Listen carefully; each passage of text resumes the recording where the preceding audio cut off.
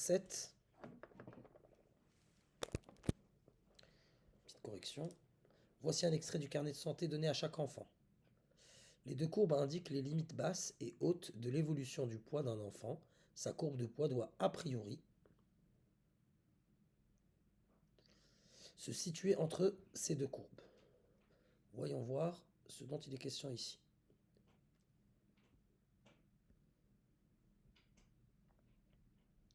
Donc on considère la fonction f qui a un âge en mois associé. Donc en fonction des mois, on aura le poids minimum en kilogrammes.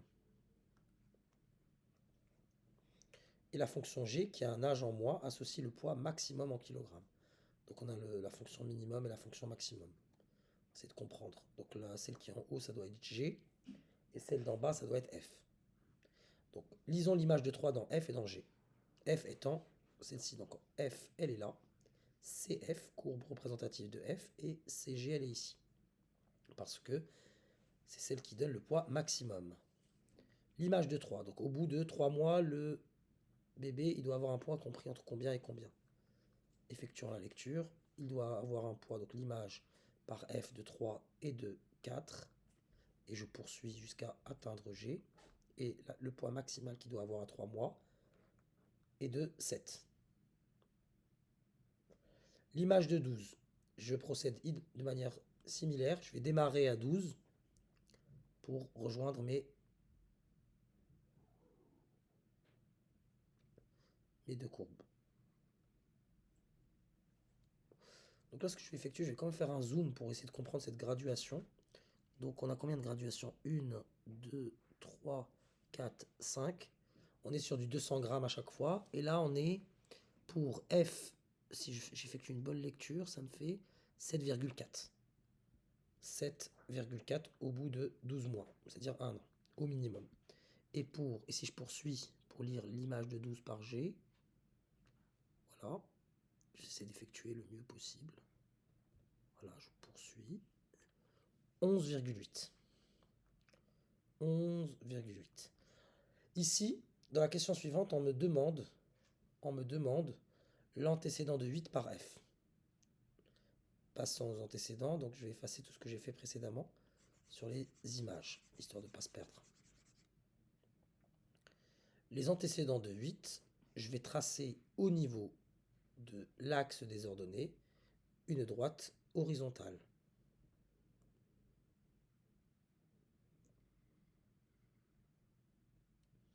Et je note mes points de rencontre à la fois avec. Donc,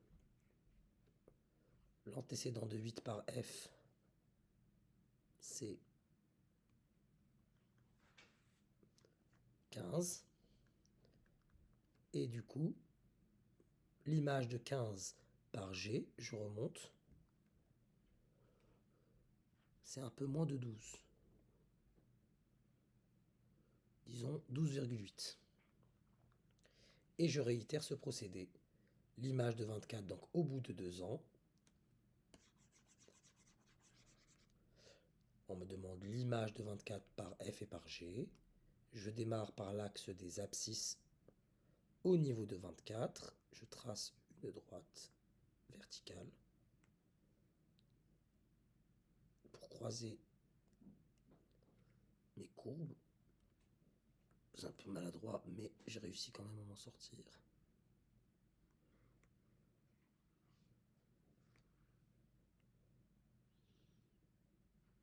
On va dire 9,5 pour la minimale.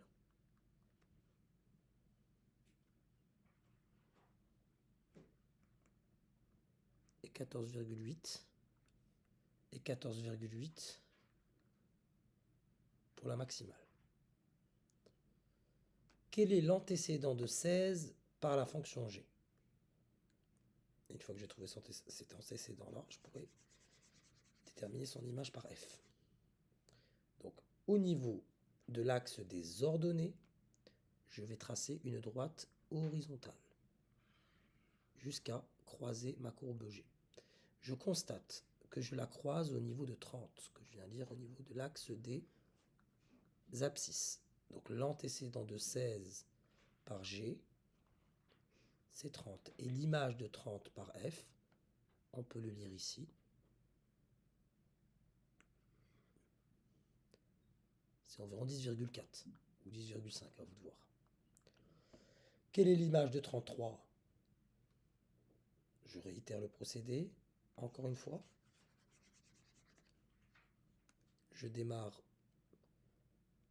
dans l'axe des abscisses. Je trace une droite verticale, puis des droites horizontales pour lire mes antécédents. Donc je suis à 10,8 pour F. Et je suis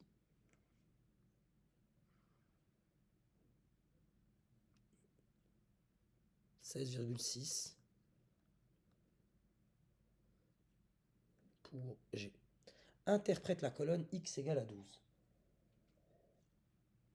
Je répète, les deux courbes indiquent les limites basses et hautes de l'évolution du poids d'un enfant. Sa courbe de poids doit a priori se situer entre ces deux courbes.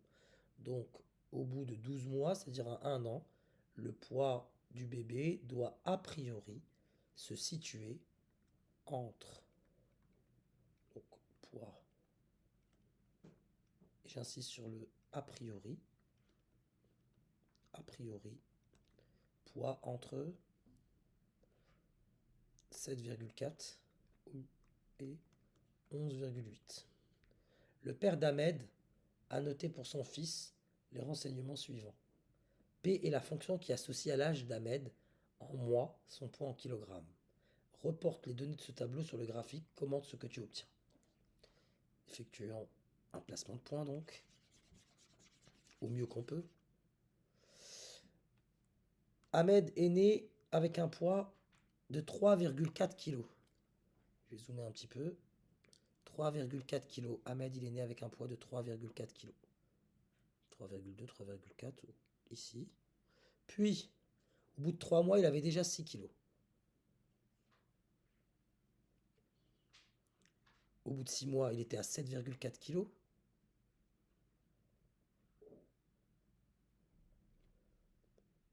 À 9 mois, 8,4.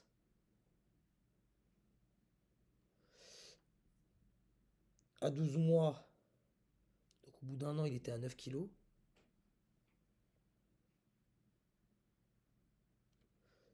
« 18 mois, il était à 9,6 kg.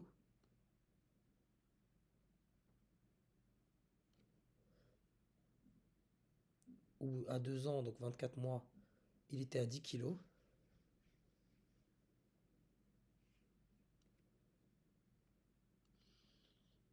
À 30 mois, il était à 10,8 kg.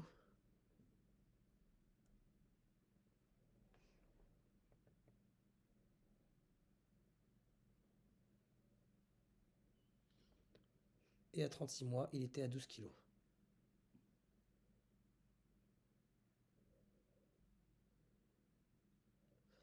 Commente ce que tu obtiens. Ben, j'ai pas vraiment à commenter à part dire que son poids se situe bien entre les deux courbes. Donc il est bien, il s'inscrit bien dans notre modèle.